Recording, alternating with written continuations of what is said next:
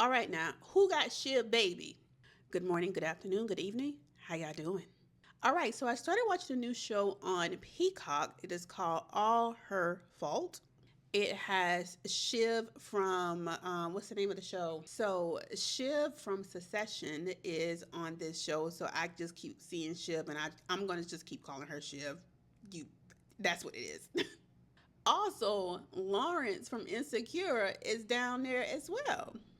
I'm going to give a brief synopsis before we get into spoilers. So if you do plan on watching the show after this, after the synopsis, you can just save this video and come back. But I'll save spoilers for just in a few moments. So basically, the plot of this show is about a child that is missing, and we spend the majority of the series figuring out exactly what happened. But there's also some weird family dynamics going on, and I don't want to give away any spoilers or anything at this point, but I'll just say yes, that's the main point of this show is figuring out where this child is, what happened to this child, and again, some other stuff happens that you just like, yeah.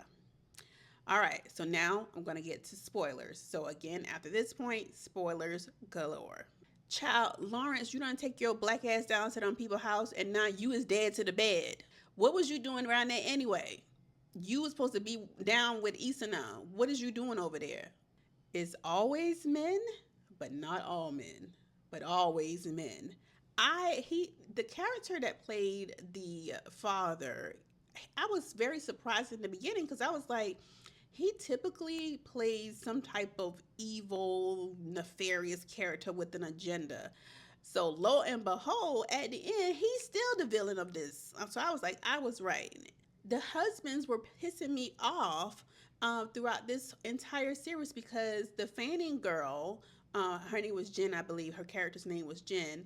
Her husband was like, this fool, he, instead of picking up his child, he was in the car scrolling on TikTok and eating snacks. That's why I know motherhood is not for me because I don't want to have to be the person to do it by myself. And based on a lot of the situations that I see with motherhood, the 90% of it falls on them. And it looks exhausting. It really does. But then we see the doggone psychopath father, he done permanently disabled his brother, let his sister take the blame for it all these years. I was like, oh, he is a psychopath. So basically, what happened was Shiv and her husband were coming home from the hospital. They got into a car accident with the other girl and her newborn. Shiv's baby ends up dying, and while the father survived, Shiv survived, and the mom survived as well. Um, he done switched the babies, and now Shiv done raised this lady's baby. Throughout this whole series, we're thinking that that girl crazy. No, that girl just wanted her baby back. But I can't remember what is her name? She was going by Katie or something, but how did she figure out that Shiv's baby was her real baby? Like, I can't remember the point in the story where she realized that that was what was happening. There's also a side story going on with the detective and his disabled child as well, where he's trying to provide the best life for his child, and he's in this crappy, probably government funded situation where they are underfunded, understaffed, so his child is not getting the proper care. Where that baby's sitting in a wet diaper.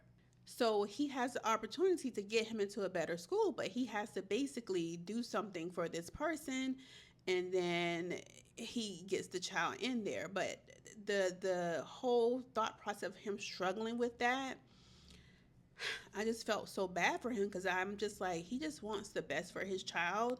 And because he doesn't have the money, that means that his disabled child doesn't get the best care that he deserves. Like, this so messed up. Like, it really is messed up. So that was really sad.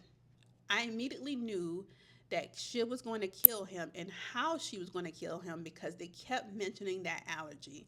And at some point, I was like, she's going to set up something to where his allergy to soy takes him on out, because I was really upset with her when she was talking to the police and she had already heard the recording. I'm like, girl, speak up, say something now. But she was so afraid of him because at this point she realized who he was and what he was capable of.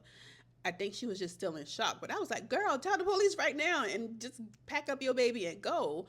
But she also risked, if she told the whole story, she risked them taking Milo away. Overall, great story. I love a story or a series where I can't predict what's happening. The only thing I predicted this time was of how he was going to die in the end. That's the only thing I figured out in advance. But overall, 9.5 out of 10 for me. Great series. If you made it this far, I assume you watched it. So let me know your thoughts in the comments. I'll chat with you guys in the next one. Peace.